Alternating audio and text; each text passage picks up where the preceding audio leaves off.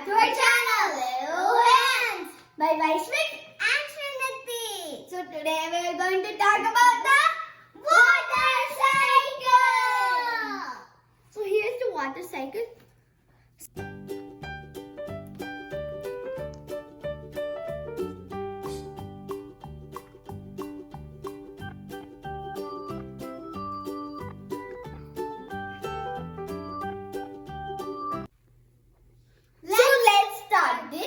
Water video. So the water cycle has 3 stages: evaporation, condensation, then precipitation. And then after all that, it flows into a river or lake, which is called a collection of water. So first let's start with the evaporation form. So evaporation happens when the sun's ultraviolet rays hit the collection of water, which is already there because the water cycle happens over and over and over again. So then it starts to form into a gas, which is water vapor. So here's an experiment that you could do. So you could watch water boil or water get heated up, and then you could see the evaporation stage of the water cycle. And then condensation. So condensation is when evaporation turns back into water. So it forms the clouds. More and more and more and more water collect into the newly born cloud, and then it becomes a full adult cloud.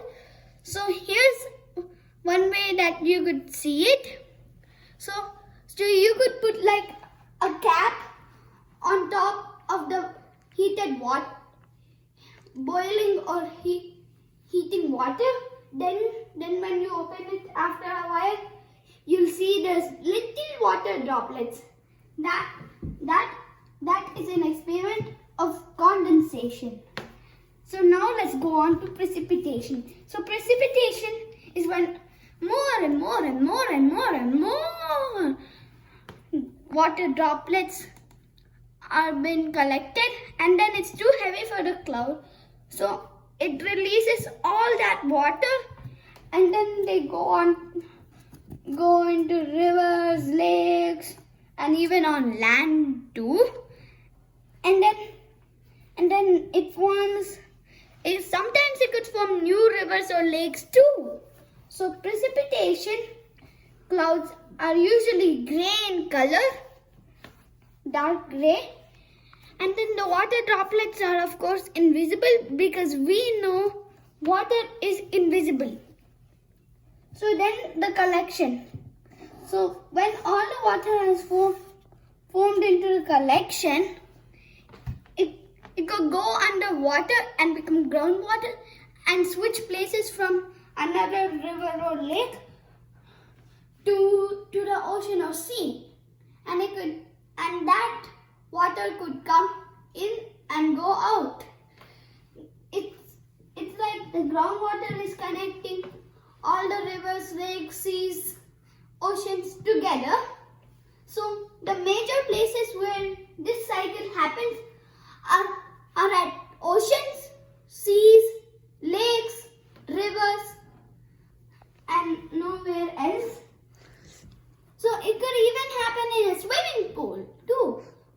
When it gets heated, it goes evaporation, condensation, and then precipitation. And then it goes back. And we could drink the water too. And then when precipitation happens, it all comes back to the collection, and that makes this cycle happen over and over and over again. And at first there's a lot of trees. The more the precipitation is. Do you know why? Trees actually sweat like humans. So that comes into evaporation.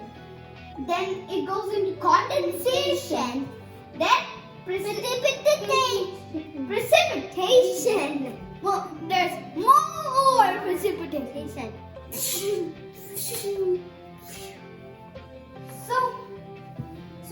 And groundwater also provides trees' roots to grow more stronger because groundwater and trees' roots are like friends. They like attach to each other underground, and then that makes trees grow even though they're like far from water, like from lakes, and actually water are in ground. Yeah, and it's underground too. Yeah. So plants near a collection have like smaller roots because so the collection brings more water to the plant. So rainforests have a lot of rain because they're fully covered with plants. And the Amazon rainforest is called the lungs of Earth because it has so many trees and it gets the most rain. So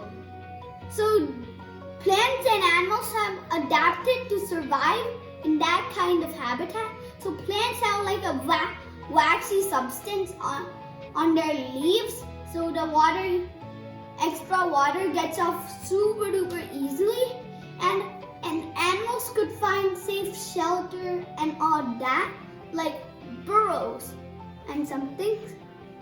And plants have also adapted to reach higher sunlight too, so they could get stronger and make their own food to grow. So that's why a lot of rain comes there, like a lot of rain. So that's how the water cycle happens again and again and again. So if you guys like this video, please like, share,